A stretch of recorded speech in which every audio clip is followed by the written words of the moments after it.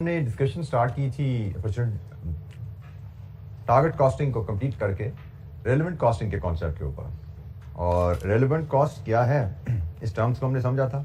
Decision making के लिए relevant cost consider की जाती है and it is entirely different from historic cost. Historic cost is never relevant. Relevant cost is a future cost. It is a cost when evaluating any decision which will be affected by the decision। ऐसी future cost जो कि आपके decision under consideration से effect होती है उसको हम relevant cost कहते हैं। डिफरेंट टर्म्स हमने इस कॉन्टेक्स्ट में डिस्कस की थी और उनमें भी हमने बात की थी वो रेलेवेंट हैं या इरेलेवेंट हैं। कोई सवाल कल के लेक्चर से, कोई टर्म समझ नहीं आई, किसी का मीनिंग समझ नहीं आया, कोई मजीद आपको एक्सप्लेनेशन चाहिए, एग्जाम्पल चाहिए, पूछिए। अच्छा जी, एक की टर्म हमारी इस कॉन्टेक्स्ट में रही है, that is opportunity cost. Opportunity cost किसी भी, मैंने पता हम जो कॉस्ट की बात करते हैं किसी रिसोर्स की बात कर रहे हैं। कोई रिसोर्स हमने इस्तेमाल किया अपने डिसीजन के बाद, उस रिसोर्स की रेलेवेंट कॉस्ट की बात कर रहे हैं। अपॉर्चुनिटी कॉस्ट हर रिसोर्स की एग्जिस्ट नहीं करती, ये सिर्फ उन रिसोर्सेज की एग्जिस्ट करेगी who has more than one uses.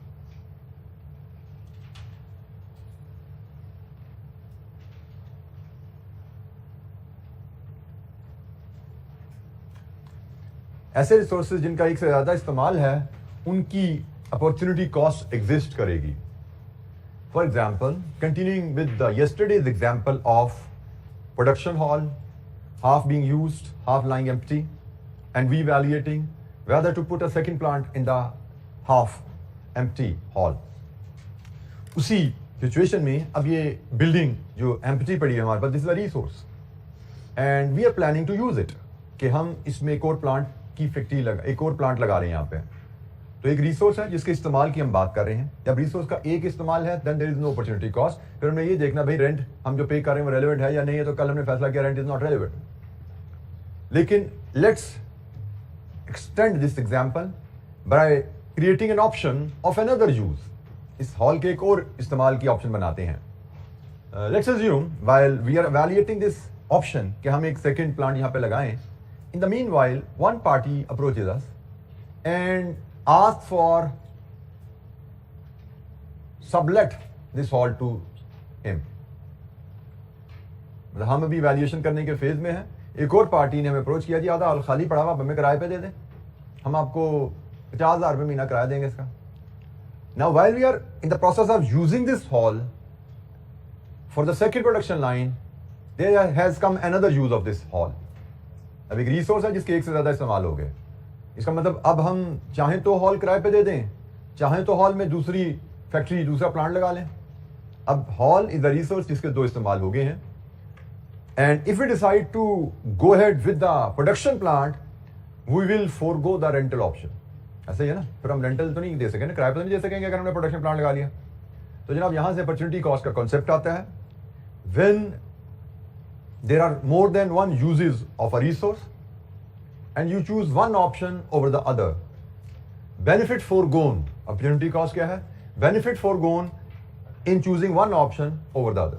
for example, मैंने ऑप्शन चूज की, मैं यहाँ पे फैक्ट्री लगाना चाहता हूँ, उसकी अभी फैसला नहीं किया, उसकी वैल्यूएशन कर रहा हूँ, but while doing the evaluation of feasibility of the second plant कि भाई सेकंड प्लांट से मुझे नफा नुकसान क्या होगा, तो अगर मैं सेकंड प्लांट की ऑप्शन को कंसीडर कर रहा हूं इसका मतलब I am planning to forgo the rental option. और एक ऑप्शन को चूज करने से दूसरी ऑप्शन जब फॉरगो होती है तो benefit forgone in choosing one option and forgoing other, उसको अपॉर्चुनिटी कॉस्ट कहा जाता है। जैसे जब इस हॉल की रेंटल ऑप्शन नहीं थी तो हमने कहा जी इसकी relevant cost of rent is 0, लेकिन अब इसकी सबलेट की ऑप्शन आ गई है से 50,000 पर मंथ पे। अब अगर मैं फिजिबिलिटी करूंगा प्लांट के लिए तो उसमें रेंटल कॉस्ट आएगी and that will be the rental income foregone which I may have earned। ठीक है जी। तो अपॉर्चुनिटी कॉस्ट क्या है? Benefit foregone in choosing one alternative and foregoing other। एक ऑप्शन को चूज किया, दूसरी को फोरगो किया, तो जो ऑप्शन फोरगो किया है उससे जो पॉसिबल बेनिफिट आप कमा सकते थे वो बेनिफिट अब आप नहीं कमाएंगे प्लांट लगाने की सूरत में। तो इसका मतलब प्लांट लगाने की सूरत में इस बिल्डिंग के रेंट से 50,000 रुपये महीना कमा सकते थे जो आप नहीं कमाएंगे। तो that rental should be taken into account as rental cost और वो अपॉर्चुनिटी कॉस्ट के कॉन्सेप्ट के तहत रेंटल कॉस्ट में आता है। So it is a very की कॉन्सेप्ट। ये आम लाइफ में भी हमारे बहुत ज़्यादा इस्तेमाल होता है। जहाँ पे भी रिसोर्सेज के एक से ज़्यादा इस्तेमाल आते हैं वहाँ पे अपॉर्चुनिटी कॉस्ट का टर्म हम बिजनेस लाइफ पे यूज़ करते ही करते हैं, नॉर्मल लाइफ पे भी बड़े आराम से हम यूज़ कर रहे होते हैं। अच्छा जी, अब हम थोड़ा सा आगे चलते हैं और अब हम one by one relevant cost, her element of cost की कैसे आइडेंटिफाई करेंगे उस पर बात करेंगे। पहले हम इसका कोई बैकग्राउंड सेट कर दें इस डिस्कशन का। Let's assume we are in a furniture factory और हम ये डाइस बनाते हैं, ये डेस्क भी बनाते हैं।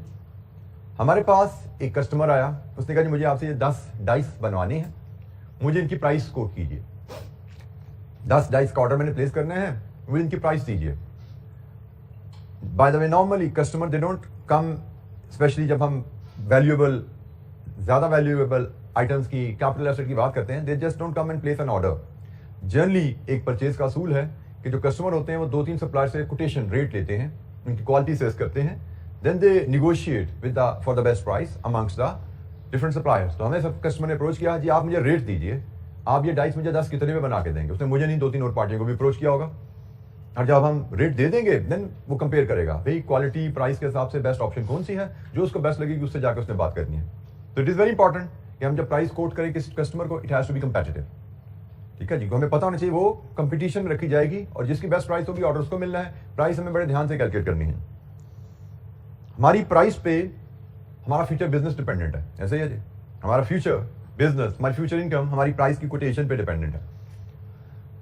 तो असूल क्या होता है जनरली प्राइस के लिए कि आप अपनी प्रोडक्ट की कॉस्ट देखते हो, कॉस्ट में अपना प्रॉफिट मार्जिन ऐड करते हो और फिर कस्टमर को प्राइस कोट करते हो।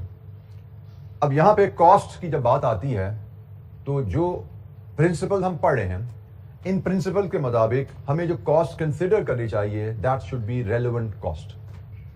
ठीक है जी। अब रेलेवेंट कॉस्ट हिस्टोरिक कॉस्ट का फर्क यहां पे समझ लो। हिस्टोरिक कॉस्ट क्या है, हमने ये 10 डाइस बनाए, how much did they cost us, ये हिस्टोरिक कॉस्ट है।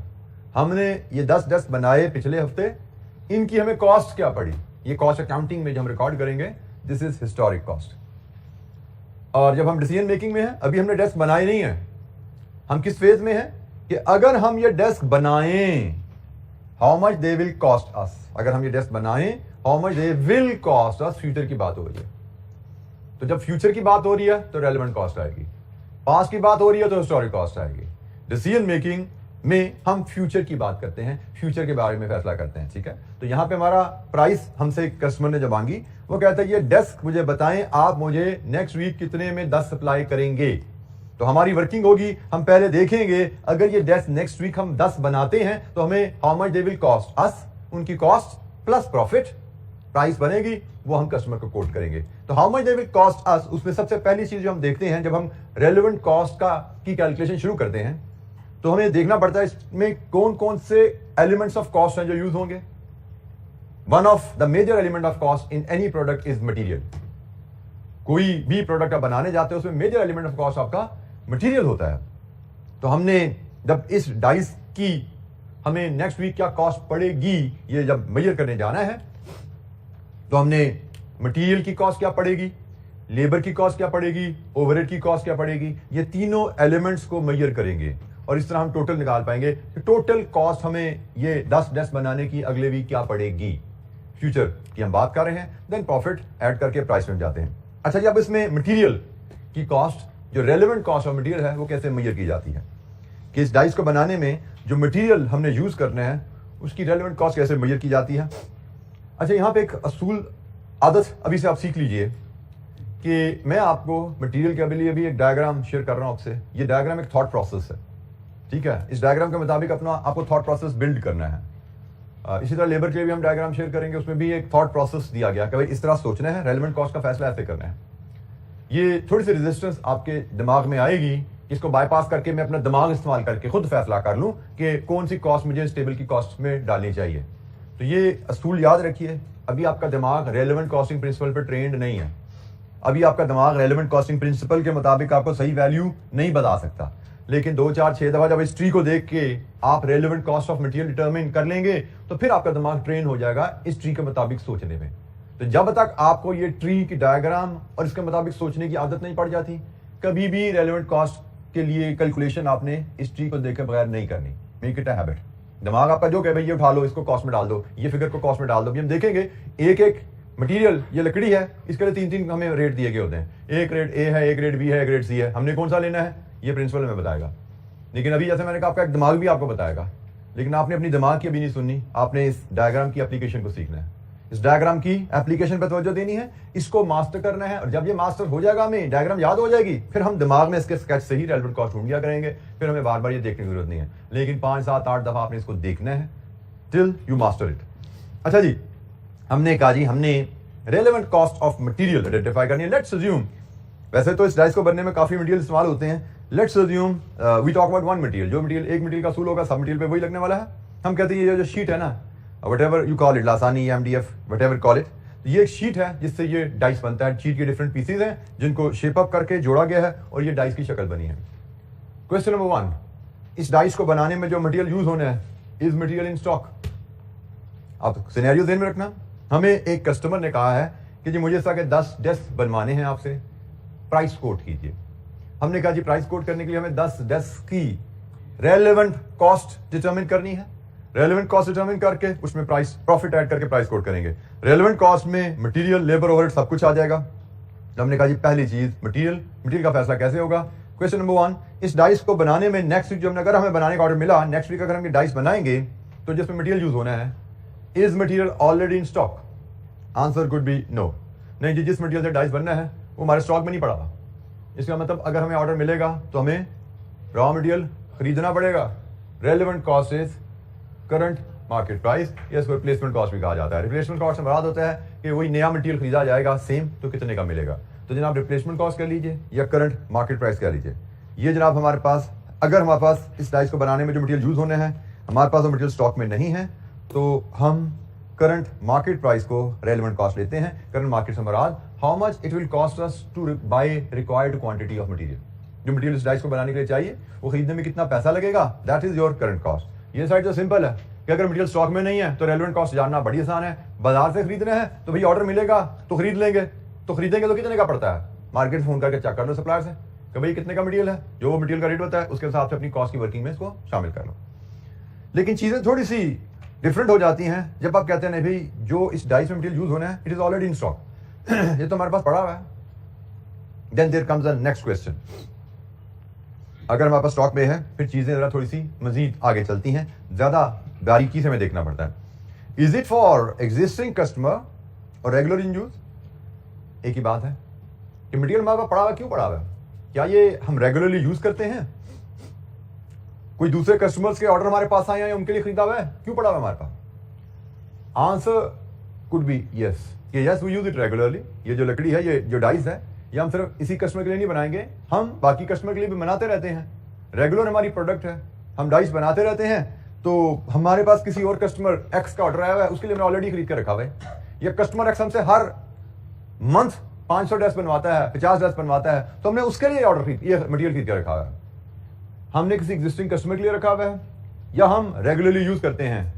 आंसर कुड बी यस, हाँ जी रेगुलर यूज करते हैं, हमने किसी और कस्टमर के लिए खरीद कर रखा हुआ है। Even in this case the relevant cost is current market price और रिप्लेसमेंट कॉस्ट। वजह क्या है कि भाई ये मटेरियल आपने किसी के लिए खरीद कर रखा हुआ है, तो अगर आप मिस्टर ए के लिए ऑर्डर में इस्तेमाल कर लोगे, मिस्टर ए ने आपको ऑर्डर दिया और नेक्स्ट वीक आपने मिस्टर ए के लिए इस्तेमाल कर लिया मटेरियल, तो मिस्टर एक्स के लिए दोबारा खरीदना पड़ेगा। या आपने मिस्टर एक्स के लिए खरीद कर रखा हुआ है, आप मिस्टर एक्स के ऑर्डर में से मिस्टर ए के ऑर्डर में इसको इस्तेमाल कर लोगे तो मिस्टर एक्स के लिए आपको दोबारा खरीदना पड़ेगा। तो burden on your pocket is again same current cost, current price cost नहीं, करंट प्राइस जो मार्केट में है वो रिप्लेसमेंट कॉस्ट या current market, that is your relevant cost. लेकिन अगर हमारा आंसर है नो कि जी मटेरियल हमारे पास पड़ा हुआ है लेकिन हम रेगुलरली इसको यूज नहीं करते, किसी कस्टमर के लिए खरीद के नहीं पड़ा हुआ, शायद पास में कोई ऑर्डर आया था आज से 2 महीने पहले, उसके लिए खरीदा था, फिर बच गया, तो बच गया, 2 महीने से ऐसे ही पड़ा हुआ, कोई और ऑर्डर नहीं है हमारे पास इसका इस्तेमाल करने के लिए। Next question, does it have an alternative use? अच्छा ऑर्डर तो कोई और नहीं है इस मटेरियल का, या आपने इस डाइस के लिए खरीदा था, आज से 2 महीने पहले एक ऑर्डर आया था, उसके लिए आपने खरीद लिया मटेरियल, ऑर्डर कैंसिल हो गया, या आपने मटेरियल ज्यादा खरीदा, क्वांटिटी कम होगी ऑर्डर की, इसलिए बचा पड़ा हुआ है। Does it have an alternative use? इसका कोई और इस्तेमाल है मटेरियल जो पड़ा हुआ है? मतलब एक तो ना मिस्टर ए ने आपसे कहा मुझे डाइस बना दो, तो एक तो ये इस्तेमाल सामने आ गया, कोई और इस्तेमाल है? आंसर कुड बी यस और answer could be no. No कि नहीं जी, इस डाइस के अलावा ये मटेरियल किसी और प्रोडक्ट में यूज नहीं होता। आंसर कुड बी नो कि नहीं जी, ये हमने 2 महीने पहले किसी डाइस के ऑर्डर के लिए खरीदा था, वो ऑर्डर कैंसिल हो गया, अब ये मटेरियल हमारे पास फालतू पड़ा हुआ है 2 महीने से। मिस्टर ए का ऑर्डर आ जाए तो उसमें ये इस्तेमाल हो सकता है, क्योंकि वो भी डाइस का ऑर्डर है। इस डाइस के ऑर्डर के अलावा, मिस्टर ए के ऑर्डर के अलावा किसी और प्रोडक्ट में हमारी इस्तेमाल नहीं होता। इसका मतलब अगर मिस्टर ए का ऑर्डर मुझे नहीं मिलता तो इसका मेरे पास कोई और इस्तेमाल नहीं है। लेकिन जिस चीज का कोई भी इस्तेमाल ना हो, स्क्रैप में तो वो भी बिक जाती है ना। तो इसका मतलब अगर मेरे पास कोई और इस्तेमाल नहीं है तो मेरे पास इस वक्त जब मैं ये मिस्टर ए के लिए कोटेशन बना रहा हूं, मिस्टर ए के ऑर्डर की रेलेवेंट कॉस्ट बना रहा हूं, मेरे पास इस मटेरियल की 2 ऑप्शन है। एक, इसको स्क्रैप में बेच दूं, दूसरा मिस्टर ए का ऑर्डर में इस्तेमाल कर लूं। Opportunity cost. मटेरियल है जिसके 2 यूज हो गए, इसको स्क्रैप में बेच दो या इसको मिस्टर ए के ऑर्डर में इस्तेमाल करो। अगर मैं मिस्टर ए के ऑर्डर में इसको इस्तेमाल करता हूं तो स्क्रैप की option will be forgone. Relevant cost का कॉन्सेप्ट, अपॉर्चुनिटी कॉस्ट। आपके पास मटेरियल स्टॉक में है लेकिन रेगुलर यूज में नहीं है और अल्टरनेटिव यूज में भी नहीं है। ऐसा मटेरियल जो जिसका कोई अल्टरनेटिव यूज नहीं है, उसको अगर किसी ऑर्डर में इस्तेमाल करते हैं तो रेलेवेंट कॉस्ट होती है स्क्रैप वैल्यू, क्योंकि उसको किसी ऑर्डर में इस्तेमाल करने से उसकी scrap value is a benefit that you will forgo. आप मिस्टर ए का ऑर्डर नहीं आता, स्क्रैप में बेच सकते थे। मिस्टर ए का ऑर्डर आया है, आप इसको इस्तेमाल कर लेंगे, तो आपकी जेब पे बोझ क्या पड़ा कि स्क्रैप वैल्यू जो मैं कमा सकता था मिस्टर ए का ऑर्डर वसूल करने की सूरत में, मैं वो फोरगो कर दूंगा, वो मैं नहीं कमाऊंगा। Only that becomes the cost of using material in hand. In hand material खरीदा कितने का था? That is history. खरीदा कितने का था? दैट इज हिस्ट्री, वो पास्ट है। रेलेवेंट क्या होता है? फ्यूचर। तो जनाब इस मटेरियल को अगर मैं इस्तेमाल करूंगा मिस्टर ए के ऑर्डर में, तो in future I will not be able to receive scrap value. This is the cost which I should include in the relevant cost. लेकिन अगर अल्टरनेटिव यूज है, अगर अल्टरनेटिव यूज है, तो अब उस मटेरियल के जो मेरे पास पड़ा हुआ 3 यूजेस बन गए। एक अल्टरनेटिव यूज क्या है जी, इसको मैं ये डेस्क भी बनाता हूं, इसकी टॉप के तौर पे यूज किया जा सकता है। इसमें भी टॉप इसी शीट की बनी हुई है। दिस इज अल्टरनेटिव यूज कि मैं इस लकड़ी को इस डेस्क की टॉप पे भी इस्तेमाल कर सकता हूं, इस शीट को इस डेस्क की टॉप पे भी इस्तेमाल कर सकता हूं। फर्क सिर्फ यह है कि इसको वहां पे इस्तेमाल करने से पहले इस पे पेंट करना पड़ेगा, वो ग्रे कलर है या ब्राउन कलर है। तो अल्टरनेटिव यूज है, इसको विद लिटिल बिट मॉडिफिकेशन मैं वहां पे इस्तेमाल कर सकता हूं। Alternative uses yes. अब इस मटेरियल के मेरे पास 3 यूजेस बन गए। ऑप्शन नंबर 1, इस डेस्क में पेंट करके इस्तेमाल कर लूं मैं। ऑप्शन नंबर 2, स्क्रैप की ऑप्शन तो एग्जिस्ट करती है, स्क्रैप भी कर सकता हूं। पेंट करके इस्तेमाल करने के बजाय स्क्रैप की या सेल की ऑप्शन भी एग्जिस्ट कर सकती है। और ऑप्शन नंबर 3, मिस्टर ए के ऑर्डर में यूज करें। अब 3 ऑप्शन बन गए ना, कि एक मटेरियल मेरे पास पड़ा हुआ है, उसको मैं पेंट करके डेस्क में यूज कर सकता हूं, उसको मैं स्क्रैप में बेच सकता हूं, उसको मिस्टर ए के ऑर्डर में यूज कर सकता हूं। एक से ज्यादा यूजेस हो किसी रिसोर्स की, अपॉर्चुनिटी कॉस्ट का कॉन्सेप्ट आ जाता है। यहां पे भी इधर 2 यूजेस की बात की थी, अपॉर्चुनिटी कॉस्ट, स्क्रैप वैल्यू थी। यहां पे 3 यूजेस है। अब 3 यूजेस में से एक को चूज करते हो तो 2 फोरगो हो रहे हैं, ऐसा ही है। आप कस्टमर के ऑर्डर की कॉस्टिंग में इसको डालते हो, आप डिसाइड करते हो मैं इसको कस्टमर के ऑर्डर में इस्तेमाल करूंगा, इसका मतलब अब ना आप इसको स्क्रैप करने का सोच रहे हो, ना इसको आप यहां पे यूज करने का सोच रहे हो। तो फिर इन दोनों में से जो बेस्ट ऑप्शन, बेस्ट बेनिफिट फोरगोन होता है, उसको रेलेवेंट कॉस्ट लेते हो। फॉर एग्जांपल, आपने कहा जी अगर मैं इसको बेचता हूं तो बिकेगी 100 रुपए की, ये लकड़ी अगर मैं बेचता हूं बिकेगी 100 रुपए की। लेकिन अगर मैं इसको इस ग्रे शीट की जगह इस्तेमाल करता हूं, इस लकड़ी को मैं ग्रे शीट की जगह इस्तेमाल करता हूं, तो मुझे ग्रे शीट खरीदनी नहीं पड़ेगी। मतलब इस शीट को इस्तेमाल करने की वजह से ग्रे शीट में मैं कॉस्ट सेविंग ले सकता हूं, यही है ना। ग्रे शीट नहीं खरीदूंगा, कॉस्ट सेविंग आएगी, तो जनाब उसको हम कह रहे हैं value that will obtain when put to different use. इसको डिफरेंट यूज में डालने से वहां पे हमें फायदा क्या मिलेगा? वहां पे फायदा क्या है? वाइव शीट खरीदनी नहीं पड़ेगी। Let's assume 120। आपके पास ये 2 ऑप्शन है कि भाई इस लकड़ी को बेच दो या इस लकड़ी को वाई की जगह, इस ग्रे शीट की जगह इस्तेमाल करके 120 रुपए बचा लो। आप क्या करना चाहोगे? 120। और अगर कहा जाए मिस्टर ए के ऑर्डर में इस्तेमाल कर लो तो ये 120 भी गया ना। आपने कहा जी मेरे पास 2 ऑप्शन थी मिस्टर ए के ऑर्डर से पहले, मिस्टर ए के ऑर्डर के अलावा 2 ऑप्शन है, स्क्रैप में बेचने की या इस ग्रे शीट की जगह इस्तेमाल करने की। इन दोनों में से ये ऑप्शन अच्छी है। अब बीच में मिस्टर ए का ऑर्डर आ गया, मिस्टर ए का ऑर्डर आ गया तो आपने कहा जी मिस्टर ए के ऑर्डर में जाते हैं, तो ये ऑप्शन फोरगो हो जाएगी। आपकी रेलेवेंट कॉस्ट 120। तो ऐसे क्वेश्चन आएंगे जहां पे हमें मटेरियल की ऑर्डर में इस्तेमाल के अलावा एक से ज़्यादा ऑप्शन दी जाएंगी इस ट्री के थ्रू, तो हायर ऑप्शन इसमें से ली जाती है। तो ये जनाब हमारी डायग्राम है जिसको लेके हम relevant cost of material identify करते हैं। अच्छा, एक बेसिक सी इलस्ट्रेशन है, हम उसको देखते हैं। उसमें इस ट्री की ज़्यादातर ब्रांचेस अप्लाई हो जाएंगी, लेकिन आगे भी कई एग्जाम्पल करेंगे, कोई एक आध ब्रांच रहेगी तो अगली एग्जाम्पल में उसकी टेस्टिंग हो जाएगी। फिलहाल हम एक इलस्ट्रेशन 1 है, इट इज़ ऑन पेज 260, हम उसको देखते हैं। रेलेवेंट कॉस्ट ऑफ मटेरियल की पहली एग्जाम्पल पेज 260 पे हमारे पास अवेलेबल है जी। इलस्ट्रेशन 1 रिक्वायरमेंट हमारी क्या है जी? What are the relevant costs of the material to be included in overall cost of the contract? Relevant cost of material to be included in the overall cost of the contract. A company has been asked to quote a price for a contract. The contract would require 10,000 kgs of material A. Material A is used regularly by the company.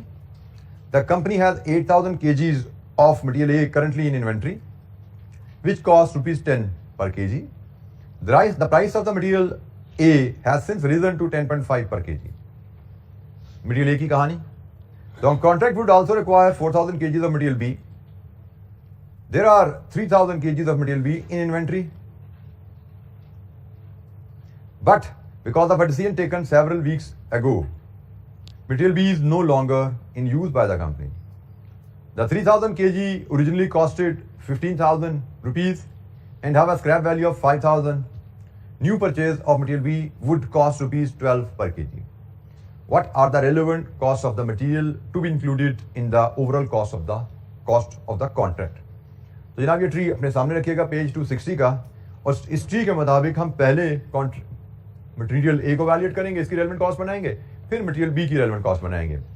तो material A की relevant cost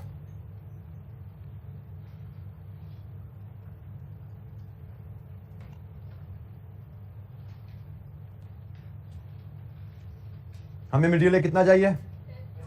10,000 kg हमें material चाहिए इस order के लिए, और हम इस ऑर्डर के लिए relevant cost of material identify करना चाहते हैं। पहला क्वेश्चन हमारा है जी ट्री से, is material in stock? Partially yes, partially yes. हमें तो 10,000 चाहिए ना ऑर्डर के लिए, तो हमने कहा जी इन स्टॉक भी है और नॉट इन स्टॉक भी है, दोनों चीजें एग्जिस्ट कर रही है ना। स्टॉक में है 8,000 kg और बाकी जो 2,000 है वो हमारे पास स्टॉक में नहीं है। अच्छा जी, जो तो स्टॉक में नहीं है पहले उसका मामला क्लोज कर ले।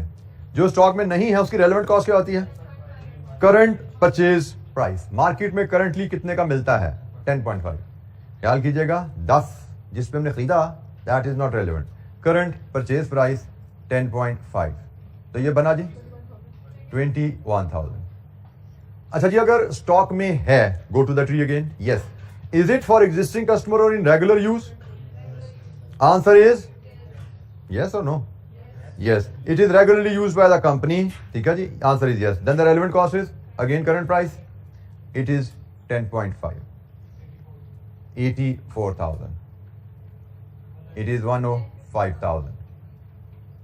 अब यहाँ पे मैं आपको फिर एक टेंडेंसी बता दूं जो आपका माइंड कहेगा आपको, कभी 8,000 तो हमारे पास पड़ा हुआ है, ये तो हमने 10 रुपए का खरीदा है, तो इसकी कॉस्ट 80 रुपये होनी चाहिए। लेकिन दैट 10 रुपीज इज हिस्टोरिक, माजी में खरीदा था हमने। Historic cost is never relevant, never relevant. Past cost is never ever relevant. हमेशा गो बाय द डायग्राम। उस डायग्राम के मुताबिक बेशक स्टॉक में है हमारे पास, बेशक हमने ये 10 रुपये का खरीदा हुआ है, रेलेवेंट कॉस्ट इसकी 10.50 है। तो ये जनाब मटेरियल ए हो गया। इसी अंदाज में अब हम मटेरियल बी की कहानी भी देखते हैं। मटेरियल बी हमें कितना चाहिए? 4,000 kg। Is material B in stock? Partially yes. हमें 4,000 चाहिए, इसमें से कितना है? 3,000 इन स्टॉक है और 1,000 नॉट इन स्टॉक। तो जो तो स्टॉक में नहीं है उसकी कहानी तो आसान होती है। करंट परचेज प्राइस, खरीदना चाहो तो क्या मिलता है रेट? 12 रुपए का। तो जो तो स्टॉक में नहीं है उसकी कॉस्ट तो आ गई 12 रुपए। और जो स्टॉक में है उसका next question, is it for existing customer और in regular use? The answer is no. Does it have an alternative use? Question में कोई कहानी नहीं है अल्टरनेटिव यूज की, किसी और प्रोडक्ट में इस्तेमाल की इसकी कोई कहानी नहीं है, तो इस केस में relevant cost is scrap value which is 5000। तो ये जनाब इसकी रेलेवेंट कॉस्ट आ गई। ये होगी जी 17000। हमसे रेलेवेंट कॉस्ट ऑफ मटेरियल कहा गया था, तो 1,05,000 एक प्रोडक्ट थी, 1,70,000 दूसरी होगी, total is 1,22,000। This is relevant cost of material.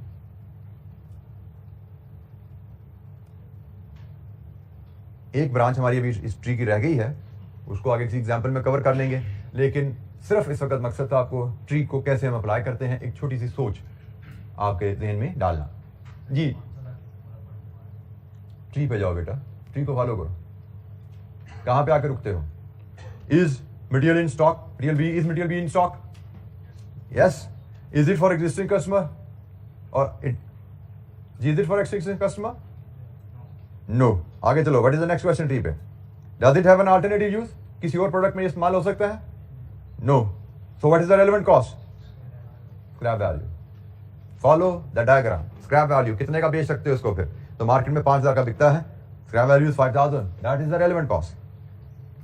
Ji any question, कोई सवाल? Don't deviate from the diagram. Diagram से दाएं बाएं नहीं हिलना, आपने बस पैरा पढ़ना है, उसके मुताबिक डायग्राम को फॉलो करते जाना है, आप आंसर पे पहुंचोगे। जी बेटा। बेटा अल्टरनेटिव यूज स्क्रैप वैल्यू नहीं है, मैंने लिखा है अल्टरनेटिव यूज है, द आंसर इज नो। नहीं, ये अल्टरनेटिव यूज नहीं है। फिर हमने कहा अगर अल्टरनेटिव यूज नहीं है तो कोई भी चीज अल्टरनेटिव यूज से मुराद होता है किसी और प्रोडक्ट में वो यूज हो सकता है। This is what we mean by alternative use. आपने डाइस के लिए खरीदा था, डाइस का ऑर्डर अगर नहीं आपके पास, तो क्या किसी और प्रोडक्ट में ये मटेरियल यूज हो सकता है? जैसे मैंने एग्जांपल दी थी, डेस्क में यूज हो सकता है मटेरियल शायद, तो अगर डेस्क में भी यूज नहीं हो सकता then only option is to scrap it. जो भी चीज इस्तेमाल की नहीं है, कबाड़ में तो बिक की जाती है ना, 1 रुपए की 2 रुपए की या बिकेगी ना, ऐसा तो नहीं कि किसी भी चीज नहीं भी बिकेगी तो भाई लकड़ी है, एज अ फ्यूल कहीं यूज हो जाएगा, कुछ ना कुछ तो काम देगी ना आपको, या बिक जाएगी या इस्तेमाल हो जाएगी। अल्टरनेटिव यूज है तो डायग्राम की इस डायरेक्शन पे चले जाओगे आप। अल्टरनेटिव यूज है तो इन दोनों में से जो हायर वैल्यू है उसको लोगे, अल्टरनेटिव यूज नहीं है तो स्क्रैप वैल्यू को लोगे। बेटा स्क्रैप की ऑप्शन तो हमेशा एग्जिस्ट करती है ना। फॉर एग्जाम्पल अल्टरनेटिव यूज आप ले रहे हो, वो 80 रुपए का है और स्क्रैप में 100 का बिकता है, तो आप 80 रुपए का फायदा लेना चाहोगे, 100 का फायदा लेना चाहोगे? ये नहीं क्वेश्चन, कोई सवाल? अच्छा जी, मटेरियल की हम और एग्जांपल भी देखेंगे। अब हम थोड़ा लेबर का भी इसी तरह प्रिंसिपल डिस्कस करें कि हमारे पास जो कस्टमर आया, हमने उसके लिए रेलेवेंट कॉस्ट ऑफ मटेरियल तो आइडेंटिफाई कर ली इस ऑर्डर के लिए, रेलेवेंट कॉस्ट ऑफ लेबर भी आइडेंटिफाई करनी है कि अगर हम ये नेक्स्ट वीक 10 डाइस बनाएंगे कस्टमर ए के लिए, तो इसमें लेबर जो है how much that will cost of. Labour की कॉस्ट क्या होगी, उसमें रेलेवेंट कॉस्ट आइडेंटिफाई करने से पहले हमें इस चीज का जवाब चाहिए कि ऑर्डर बनाने में जो लेबर यूज होगी वो लेबर परमानेंट होगी या टेम्परेरी होगी। परमानेंट लेबर से मुराद है वो लेबर जिसको आपने कॉन्ट्रैक्ट पे हायर किया हुआ है और उसको आप पर वीक, पर मंथ या पर एनम फिक्स सैलरी दे रहे हैं, उसको हम परमानेंट लेबर कहते हैं। परमानेंट लेबर जिसको आपने ऑन अ कॉन्ट्रैक्ट हायर किया हुआ है, जिसकी सैलरी फिक्स की हुई है पीरियड के साथ, payment is given with reference to a period irrespective of time. जैसे 20,000 पर मंथ, 6,000 पर वीक, ये परमानेंट लेबर की एग्जांपल्स हैं। एग्जामिनर हर दफा सवाल में बताएगा नहीं कि वर्कर परमानेंट है या टेम्पररी है, हमें उसके सैलरी से पता लगेगा कि परमानेंट है या टेम्पररी है। उसने कहा जी जिस वर्कर ने ये टेबल बनानी है उसकी सैलरी 20,000 पर मंथ है, इसका मतलब वो परमानेंट लेबर है। एग्जामिनर ने कहा जिस वर्कर ने ये टेबल बनानी है उसकी सैलरी 250 पर आवर है, इसका मतलब वो वर्कर टेम्परेरी है। ठीक है, तो पहली चीज हमें relevant costing of labour identify करने में जो सबसे पहले जाननी है कि जिस लेबर ने ये डाइस बनाने हैं वो लेबर परमानेंट है या टेम्परेरी। उसके बाद रेलेवेंट कॉस्टिंग की डिस्कशन स्टार्ट होती है। सो परमानेंट लेबर की पहचान क्या है? 20,000 पर मंथ, 6,000 पर वीक, उसकी सैलरी पीरियड से लिंक होती है, गारंटीड होती है। या ये भी परमानेंट लेबर की कहानी है बट सैलरी तो पर आवर है 200 per hour with a guaranteed payment of 30 hours in a week. 200 per our है लेकिन काम है या नहीं है, कम से कम 30 घंटे की तनख्वाह आपको मिलेगी, तो ये भी परमानेंट ही होगी ना। परमानेंट लेबर वो है जिसको काम है या नहीं है आपको तनख्वाह देनी है, इर्रिस्पेक्टिव ऑफ द वर्क। अगर आपको तनख्वाह देनी पड़ी है तो परमानेंट लेबर है। तो इस केस में बेशक रेट पर आवर है लेकिन काम है या नहीं, गारंटीड पेमेंट है 30 घंटे की। गारंटीड पेमेंट का मतलब ही है कि काम नहीं है तो भी हम पे करेंगे। ठीक हो गया। तो ये भी परमानेंट लेबर की ही एक एग्जांपल है। हमें एग्जामिनर टेम्परेरी या परमानेंट की इंडिकेशन नहीं देगा, हमें सैलरी पैकेज बताएगा, वहां से हम पिक करेंगे परमानेंट या टेम्परेरी। टेम्परेरी में जैसे क्या दिया हमने, पर आवर है, ये भी टेम्परेरी है, पर यूनिट है, वो भी टेम्परेरी है, कि जितना काम उतनी तनख्वाह, दैट इज टेम्परेरी। जी एनी क्वेश्चन, कोई सवाल? जी बिल्कुल, फिक्स्ड और वेरिएबल की तरह। फिक्स्ड परमानेंट लेबर की सैलरी फिक्स कॉस्ट होती है, टेम्परेरी लेबर की सैलरी वेरिएबल कॉस्ट होती है। बिल्कुल ठीक कहा आपने। अच्छा जी, अब हम लेबर की रेलेवेंट कॉस्ट कैसे आइडेंटिफाई करेंगे? पहला क्वेश्चन ही हमारा ये होता है, परमानेंट या टेम्परेरी। हम relevant cost of labour identify करना चाहते हैं। पहला क्वेश्चन, लेबर परमानेंट है या टेम्परेरी है जिसने डाइस बनाना है? Let's assume temporary. Temporary labour की कहानी क्या है कि उसको हम तब हायर करते हैं, तब उसको तनख्वाह देते हैं जब हमने काम कराना हो। आप इसको कह सकते हो we hire only when we have a job, और we pay only when they work, एक ही बात है, ठीक है। We pay only when they work और we hire only when we have a job, ठीक है, एक ही बात है। तो जनाब हमने कहा जी जिस वर्कर ने ये डाइस बनाना है वो टेम्परेरी है, हम उसको तब हायर करेंगे जब ये ऑर्डर कंफर्म होगा। Question number next, can additional time B hired? तो भाई आपके टेम्परेरी वर्कर ने ये डाइस बनाना है, क्या उसका टाइम, अगर ये ऑर्डर मिल गया तो आसानी से उसको हायर कर पाएंगे आप? Answer could be yes. Labour जिसने डाइस बनाना है ये मार्केट में आसानी से मिल जाती है, अड्डे पर जाएंगे, बंदा मिल जाएगा, उठा लेंगे हायर करके, एंगेज करके। अगर ये वर्कर आसानी से अवेलेबल है, relevant cost is cost of hiring, ठीक है जी। जिस रेट पे आप लेबर को हायर करते हैं उस रेट को अपनी कॉस्टिंग में शामिल कर लो। लेकिन इस क्वेश्चन का आंसर नो भी हो सकता है। Can additional time B hired? हमने कहा जी टेम्परेरी लेबर है जिसने ये डाइस बनाना है, जब हमें जरूरत होती है तब हम हायर करते हैं, लेकिन ये डाइस बनाने की लेबर है बड़ी कम अवेलेबल मार्केट में, बड़ी स्पेशलाइज्ड नेचर की लेबर होती है, उनकी ट्रेनिंग बड़ी खास होती है, मार्केट में मिलती नहीं आराम से, मार्केट में आसानी से नहीं मिल सकती, मजीद आपको टाइम चाहिए नहीं मिल सकता। आपके पास ऑलरेडी है लेकिन वो ये डेस्क बनाने में बिजी है। जो लेबर जिसे डाइस बनाना है वो स्पेशलाइज्ड नेचर की हो सकती है, ट्रेनिंग उसकी रिक्वायर्ड हो सकती है। एडिशनल टाइम शायद आप उसका हायर ना कर पाओ, एडिशनल टाइम क्योंकि शायद मार्केट में मजीद ट्रेंड वर्कर नहीं है आपके पास, और जो आपके पास काम कर रहे हैं वो फुली ऑक्युपाइड है, वो ऑलरेडी ये डेस्क बनाने में बिजी हैं, सो एडिशनल टाइम इनका हायर नहीं हो सकता। तो कहानी क्या है कि अगर हमें डाइस का ऑर्डर मिल जाए, जो वर्कर हमें डाइस बनाने के लिए चाहिए वो ऑलरेडी बिजी हैं और उनके पास टाइम नहीं है डाइस बनाने का, इस केस में अगर हम डाइस का ऑर्डर एक्सेप्ट करना चाहते हैं, what option we will have? यहां से शिफ्ट कर लें, यही ऑप्शन रहेगी ना आपका, कि हम एडिशनल टाइम ये वर्कर करने पे तैयार नहीं है, डाइस बनाने में बिजी है और जरा गोरा टाइप ओवर टाइम नहीं लगाना, कहते मैंने और काम नहीं करना, बस जो काम कर लिया, मुझे 8 घंटे दिन का काम कर रहा हूं, 8 घंटे में आप मुझे डेस्क बनवा रहे हैं, मजीद काम मैंने नहीं करना। बाहर मार्केट में इस स्किल का वर्कर अवेलेबल नहीं है जो ये डाइस बना सके। तो इसका मतलब अगर मुझे मिस्टर ए का ऑर्डर एक्सेप्ट करना है, I have only one option, कि इस वर्कर से कहूं भाई ये डेस्क ना बना, ये डाइस बना दे, यही ऑप्शन है। Relevant cost will be cost of hiring plus contribution lost. यहां पे फिर एक रिसोर्स दो इस्तेमाल, एक रिसोर्स दो इस्तेमाल आ गया ना, अपॉर्चुनिटी कॉस्ट का कॉन्सेप्ट आ गया। जब एक वर्कर है उससे ये डाइस में ऑलरेडी बनवा रहा हूं, अब ये मैं डेस्क बनवा रहा हूं, ये डाइस का ऑर्डर भी आ गया, एक लेबर के दो इस्तेमाल की ऑप्शन बन गई। अब अगर उस लेबर को मैं इस डाइस में लाता हूं, बेनिफिट फॉर गोन, जो कमाई वहां पे, जो कंट्रीब्यूशन मेरे लिए कमा रहा था वहां पे डेस्क पे काम कर रहा था, कुछ कमा के दे रहा था ना मुझे, तो अगर मैं से कहता हूं डेस्क छोड़ो इधर आ जाओ, तो डेस्क से जो कमा रहा था कंट्रीब्यूशन वो मेरा फोरगो हो जाएगा। सैलरी तो मैंने उसको देनी है, टेम्परेरी वर्कर है, उधर काम करवाऊंगा तो भी देनी पड़ेगी, इधर काम करवाऊंगा तो भी देनी पड़ेगी, उधर काम करवा रहा था उस काम के हिसाब से देनी पड़ी थी, इधर काम करवा रहा हूं इस काम के हिसाब से देनी पड़ी है। लेकिन उधर से इधर शिफ्ट करने का फैसला करता हूं तो वहां पे जो वो कमा रहा है दैट विल बी लॉस्ट। तो इस डाइस की कॉस्ट में सिर्फ सैलरी नहीं शामिल करनी है उसकी, इस डाइस की कॉस्ट में कंट्रीब्यूशन फोरगोन अपॉर्चुनिटी कॉस्ट है वो भी ऐड करनी है, ठीक है जी। जैसे समझने के लिए मैं वहां पे उसको 10 रुपए देता हूं, 10 रुपए उसको तनख्वाह देता हूं एक डेस्क बनाने की, और वो 50 रुपए कमा के मुझे देता है एक डेस्क बना के। वर्कर को मैंने एंगेज किया, वो मुझे, मैं 10 रुपए उसको तनख्वाह दे रहा हूं और 50 रुपए अपनी जेब में डाल रहा हूं, बेसिकली मुझे 60 रुपए कमा के दे रहा है ना, जिसमें से 10 मैं उसको दे देता हूं उसकी तनख्वाह, 50 मेरी जेब में चले जाते हैं। अब अगर मैं वर्कर से कहता हूं ये डाइस पे आ जाओ, तो डाइस पे उसको शिफ्ट करने का फायदा तभी है ना जब वो 60 से ज्यादा कमाए। पहले 10 तनख्वाह ले रहा था, 50 मेरी जेब में जा रहा था, तो भाई उससे ज्यादा कमाएगा तो मैं उसको डाइस पे लेके आऊंगा। तो मैंने इसके लिए इसकी कॉस्ट ही समझो 60 रुपए रख दी। मैंने कहा जी वर्कर वहां पे मैं टोटल 60 कमाता था, 10 खुद ले जाता था, 50 मेरी जेब में आता था। अब अगर मैं यहां पे लाता हूं तो 60 तो कम से कम कमाए ना। मैंने इस डाइस की कॉस्ट में 60 रुपए डाल दिए, क्योंकि वहां पे जो कमा रहा था 50 रुपए, मुझे यहां से कम वो तो चाहिए ना, उससे ज्यादा मिले तो ही फायदा है ना शिफ्ट करने का। अगर यहां पे वो 40 जमा 10 कमा रहा है तो शिफ्टिंग का क्या फायदा, मुझे तो नुकसान हो गया। मुझे शिफ्टिंग का फायदा तभी है जब वहां से ज्यादा इधर कमाए। ठीक हो गया। तो ये टेम्परेरी की लाइन है कि अगर टेम्परेरी लेबर है, एडिशनल टाइम हायर हो सकता है तो कॉस्ट ऑफ हायरिंग रेलेवेंट है। एडिशनल टाइम हायर नहीं हो सकता तो फिर इसका मतलब आपको एग्जिस्टिंग जॉब से लेबर शिफ्ट करनी पड़ेगी। एग्जिस्टिंग जॉब से लेबर शिफ्ट करें, this is the relevant cost.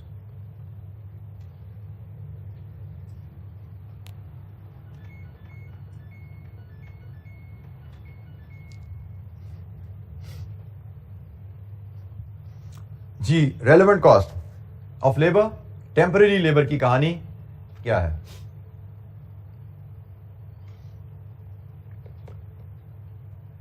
Relevant cost of labour में परमानेंट लेबर की कहानी क्या है, उस पर बात कर लेते हैं। आपने कहा जी जिस लेबर ने ये डाइस बनाने वो परमानेंट है। परमानेंट मतलब पर मंथ सैलरी उसको देते हैं, और पर मंथ सैलरी जिसको आप देते हैं वो काम करे या ना करे उसको सैलरी देनी होती है। लेकिन हर परमानेंट वर्कर के साथ एक एग्रीमेंट होता है कि जी आप 8 hours a day 5 days a week काम करेंगे। सो मे बी मंथ में अगर 25 वर्किंग डे या 20 वर्किंग डे बनते हैं तो 20 working days into 8, 160 hours a month आपने काम करना है।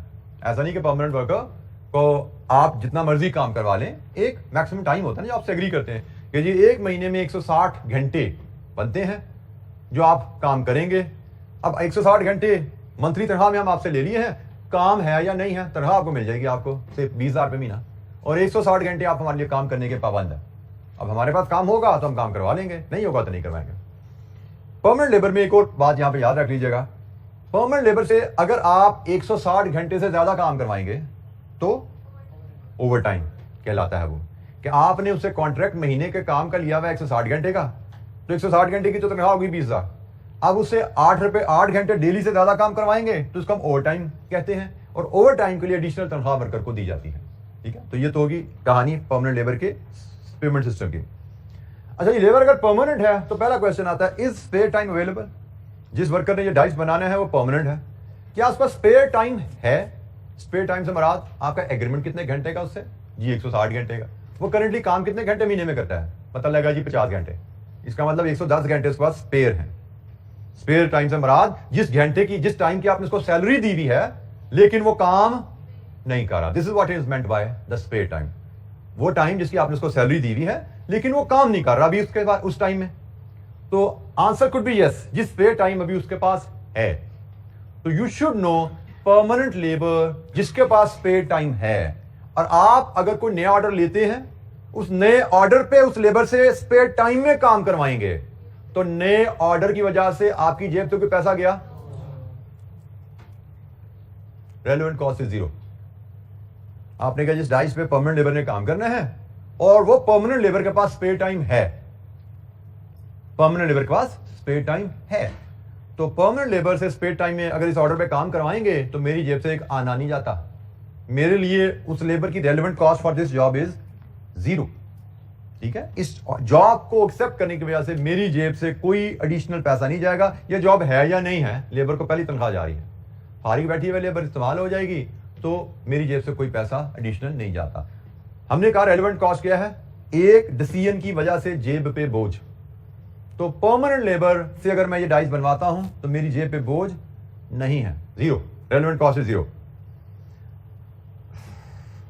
अच्छा जी, आंसर कुड बी नो कि जी परमानेंट लेबर ने डाइस बनाना है लेकिन उसका स्पेयर टाइम नहीं है। स्पेयर टाइम नहीं है तो क्या ओवर टाइम करवाया जा सकता है उससे? क्या एडिशनल टाइम भी हायर्ड?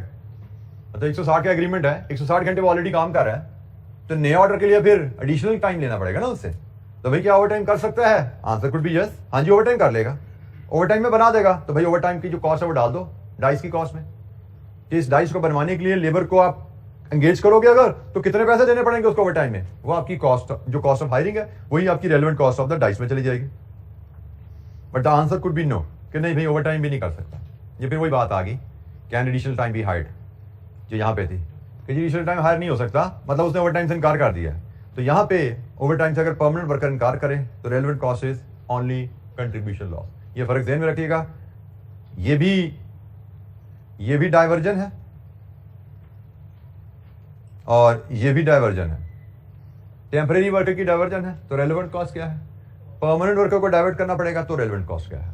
ये फर्क आपको दिखने में लग रहा है, आगे चल के इसमें कोई फर्क नहीं रहेगा, हम आगे चल के मैं इसको एलेबोरेट कर दूंगा। फिलहाल आप याद रखिए, अगर परमानेंट लेबर को एग्जिस्टिंग जॉब से किसी नए ऑर्डर पर डाइवर्ट करते हो, relevant cost is contribution loss, और अगर टेम्परेरी वर्कर को एग्जिस्टिंग जॉब से डाइवर्ट करते हो, relevant cost is cost of hiring plus contribution loss. ठीक है, तो ये चीज याद रखिएगा फिलहाल कि ये फर्क है दोनों में, परमानेंट और टेम्परेरी में। बाकी ट्री में कोई खास फर्क नहीं आता। हाँ, एक फर्क ये भी तो है ना कि स्पेयर टाइम का क्वेश्चन आ जाता है, परमानेंट लेबर में स्पेयर टाइम का भी क्वेश्चन आता है, टेम्परेरी लेबर में ऐसी कोई बात ही नहीं है, वहां पर जितना काम होता है उसके लिए हम हायर करते हैं। तो जनाब यहाँ पे भी हमें इस ट्री को फॉलो करना है और इस ट्री को फॉलो करते हुए ही रेलेवेंट कॉस्ट डिटरमिन किया करेंगे हम।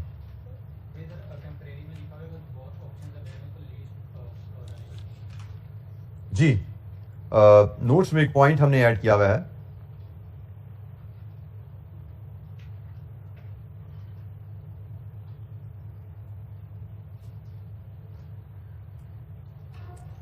हमने नोट्स में एक पॉइंट ऐड किया हुआ है। बाज़ का हमारे पास दोनों ऑप्शन होते हैं, हम चाहें तो एडिशनल टाइम भी हायर कर लें टेम्परेरी का, चाहें तो उसको डाइवर्ट भी कर लें, दोनों ऑप्शन अवेलेबल होते हैं हमारे पास। तो हम उस केस में दोनों ऑप्शन की कॉस्ट कैलकुलेट करेंगे कि हायर करें तो कॉस्ट क्या आती है, डाइवर्ट करें तो कॉस्ट क्या बनती है। तो हमारे पास हायरिंग की ऑप्शन भी है, डाइवर्जन की ऑप्शन भी है, दोनों की कॉस्ट निकाल लेंगे, जिस ऑप्शन की कॉस्ट कम होगी वो प्रेफर करेंगे हम। हायरिंग हमें 50 रुपए की पड़ती है क्योंकि ओवर टाइम देना पड़ रहा है, महंगा है। डाइवर्जन में भी 30 जमा 10 40 की पाड़ी है, 30 जमा 10 40 की पाड़ी है, तो यहाँ पे 50 देने पड़े हैं, यहाँ पे 30 जमा 10 40 पड़े हैं, तो बेहतर क्या है, डाइवर्जन। तो हायर करो उसकी कॉस्ट क्या है, डाइवर्ट करो उसकी कॉस्ट क्या है। अगर ये दोनों ऑप्शन अवेलेबल हो तो जिस ऑप्शन में कॉस्ट कम होगी हम उस ऑप्शन को प्रेफर करेंगे। जी लॉस कंट्रीब्यूशन, इनकम लूज कर दी, इज इट अ कॉस्ट?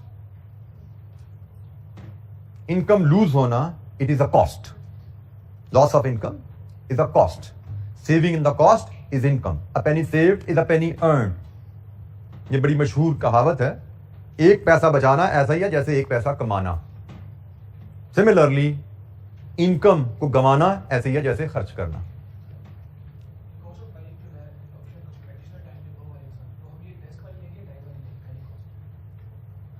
बेटा टेम्परेरी लेबर की हायरिंग कॉस्ट तो 200 रुपये पर घंटा ही है, उससे डेस्क बना लो या डाइस बनवा लो।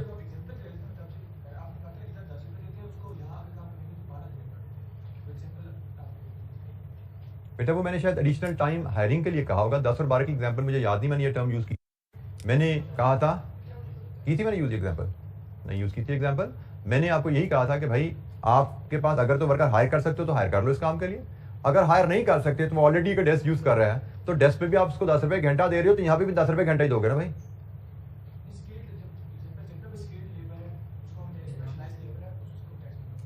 बेटा स्पेशलाइज लेबर की मैंने एग्जांपल की थी, वो तो आपको मिल ही नहीं रही, आप उसको हायर ही नहीं कर सके, फिर हमने डाइवर्जन की बात की थी।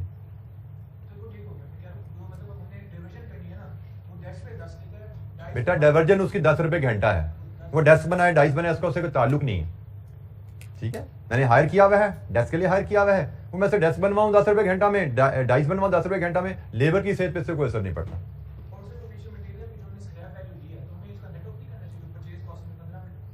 Past history, past is never relevant, historic cost is never relevant, historic data is never relevant, underlying principle है। ठीक है, उसको तो हम आग लगा दो आप समझो, ठीक है ना, उस पर मिट्टी डाल देनी आपने, नजर ही नहीं आ रहा मुझे ये पास्ट में क्या हुआ, पास्ट में कितना पैसा मेरी जेब से गया, पास्ट में कितना पैसा मेरी जेब में आया। रेलेवेंट कॉस्ट की डिस्कशन में past has nothing to do with the relevant cost. Relevant क्या है, मैंने इसीलिए आपको यही जुमला, ये वही प्रॉब्लम शुरू होगी ना कि तारें जुड़नी शुरू होगी आपकी।